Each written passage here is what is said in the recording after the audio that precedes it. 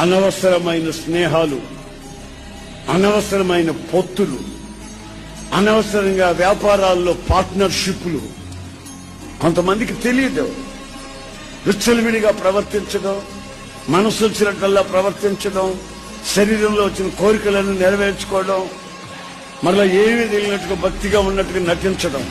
అయితే వార్నింగ్, హెచ్చరిక వస్తుంది. నీవు ఎవరితో స్నేహాలు చేస్తావు? ఒకప్పుడు నీవు ప్రార్థన చేసిన వెంటనే రాత్రి ప్రార్థన చేసి తెల్లారి జరిగిపోయింది. నువ్వు ప్రార్థన చేస్తే జబ్బులు బాగైపోయి, నువ్వు ప్రార్థన చేస్తే అనేకులకు మేళ్లు కలిగాయి. ఇప్పుడు నీ పరిస్థితి ఏమిటంటే నీ కొంపలోని రాత్రి మగళ్ళు అల్లకాళ్ళు, నీ పిల్లలే వెచ్చలు విడతారు, నీ జీవితమే గమ్యం లేని పరిస్థితి. దీనికి కారణం ఏమై ఉంటుందంటే భక్తిహీనులతో నీవు చేస్తున్న స్నేహం. సినిమాలకు పోవు గాని సినిమా కథలు వింటుంటాం.